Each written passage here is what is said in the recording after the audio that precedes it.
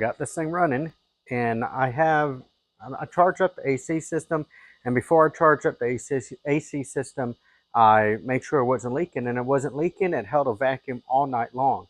So I charged it up, and boy, this thing was blowing cold. But now there's nothing blowing, and I even checked to see if there was any pressure in the system, and it all leaked out somewhere. And the thing is, I cannot find out where it is leaking out at all. So we're going to try to figure that out, and I'm going to get set up here, and I'm going to show you a little trick that another mechanic showed me. And here is my port, low side, and oh, I think it might be coming from here. Maybe, maybe not. Oh, no. Let me see if there's any pressure on this. So a mechanic friend of mine showed me this little trick. Now this is what you can buy this at the store. It's like a leak tester, or you can use this to put on the low side, and the leak detection goes on this side. Anyway, I opened this up, took out the Schrader valve, put it back together, and just hooked it up to a AC hose. Just put a clamp on there, and what I'm going to do, I'm going to go put it right into the low side right here and put some air. And if there's a leak, we should be able to find it with this. You hear it hissing. So I'm going to plug this into the air compressor, the tank. Then this will go into there. Now I'm going to turn this down to about 80 psi. And you may be wondering, well, what if you put too much pressure in there and you blow a seal? Well, it's leaking already. I mean, it's going to go to the weakest part. Now we're going to plug this in, and we're going to listen.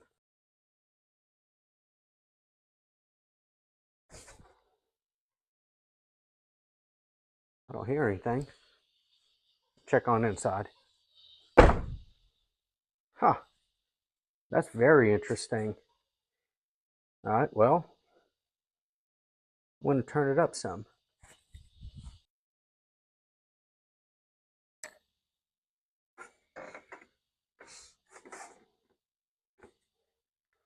I really can't believe I'm not hearing anything. Well, that is strange. Because if it leaked out, there's a hole. Huh. I don't know. Beats all I've ever seen. Well,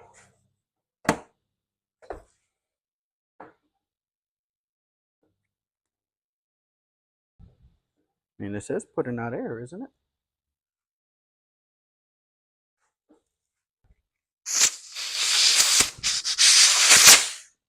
Well, yeah.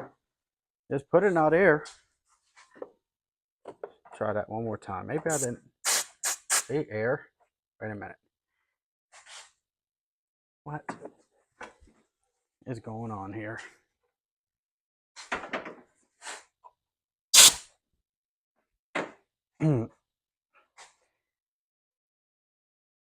It's Freon in it now. Oh, wait a minute.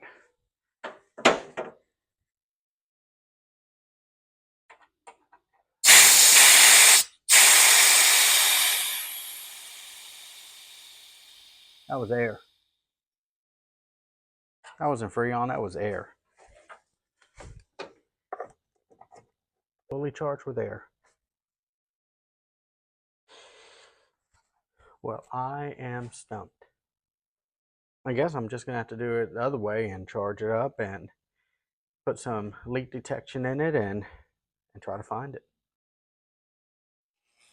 A day later, I decided to go ahead and pull a vacuum on this. I have a suspicion. I think I may have figured out where the refrigerant's leaking out. So I have been pulling a small vacuum on this. All of the moisture's out. So I'm going to shut these valves off. I'm going to start with the high side.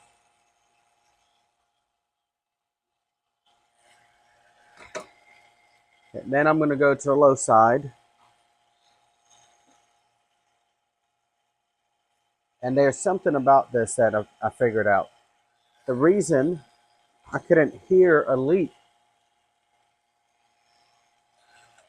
with that neat little tool that I made was because I was putting air in here. Normally, if there's a hole that's going to leak out, you're going to hear it. Well, it didn't matter how much air I put in it. I learned two things. My gaskets are really good. There's nothing leaking through any hole or anything. But it's got to be leaking from somewhere that I can't test without removing this. And I want you to listen to something. So low side, let me pull this off. I don't know if you heard that. It's still going. And that is my low side port. The Schrader valve in it is defective. It's leaking. And so since this thing sits up so high, let me show you. I pulled out the old one in here, and it was a regular 134A service port Schrader valve.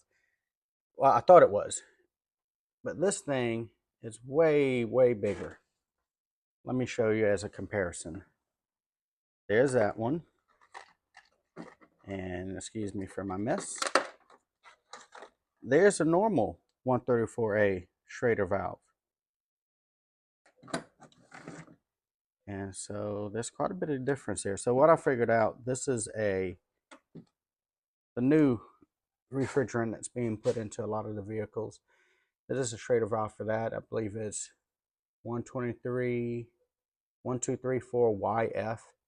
I don't know why they come up with these designations, but anyway, you put that back in there.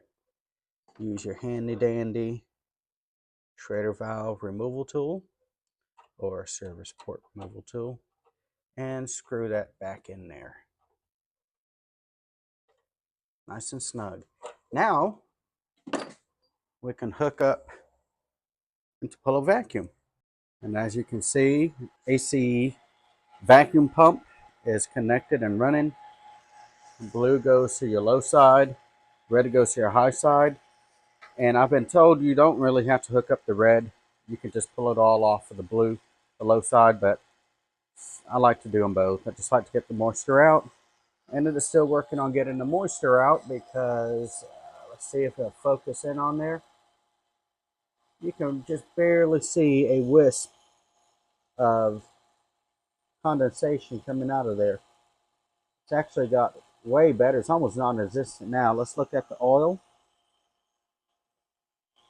It's a little cloudy. Not too bad. So we'll let that run for about a half hour. Actually, probably longer than that. I got to run and take care of something real quick. And then when I get back, I'll make sure it hasn't leaked down.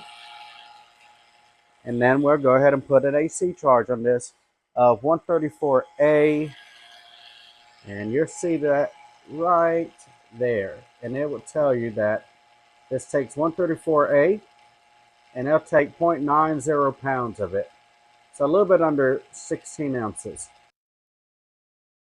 It has been well over a half hour, probably more than an hour. I shut it off before I left, and there it is right there. It hasn't even moved on the high side nor the low side, so it is not leaking. But I'm going to do something that might be a little controversial to some of you. I'm going to put some stop leak in it. And you're like, well, why are you going to do that? It's not leaking. I'm going to do it because this is it's a 2004, it's a 20-year-old vehicle. And there are other seals in here that are aged.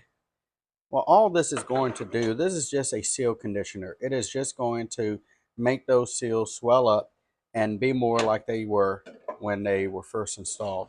It's just a little insurance. I may not even put the whole can in there. I just want to help it along.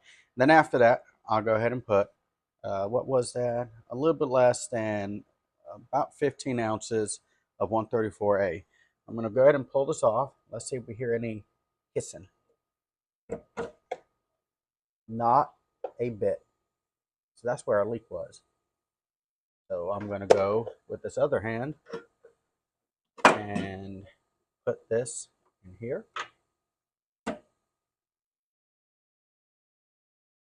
All right, it's in there.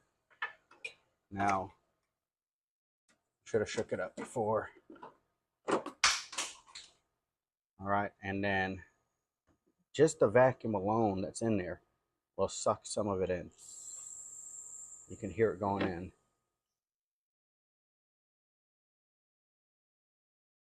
All right.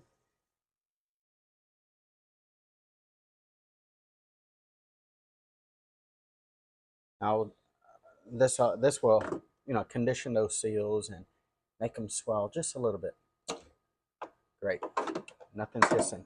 So now I'm going to move this stuff out of the way.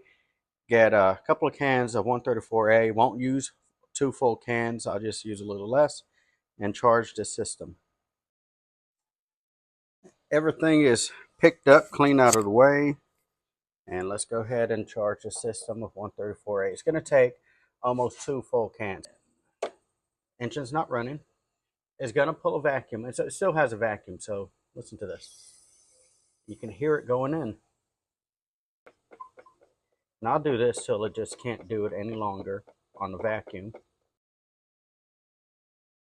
And that's about it right there. So now I'm going to crank it up. Okay, now it's sucking a vacuum. And this might be a little difficult for you to see. And you look down in that little sight glass, and you're going to see a bunch of bubbles. Well, that's just the Freon and the oil circulating through. Now, it should go clear once this has a full charge on it, or if it's not running. But I know it is running, that's why you see it circulating through there. So just keep adding this in here. They're going to use up this whole can. And you're about empty now. It's got some good suction on it. See what it feels like on the inside. I mean, it's already blowing cold. All right, 1 can down, and the sight glass is absolutely near about clear. And I still have, let's see, 13, 14, 15, 3 more ounces to go. The inside, the temperature coming out of there, I don't know what it is, but it's really cold. So I'm just going to give it just a little bit more, because it's supposed to take about 15 ounces. And I'll probably run it just a tiny bit low.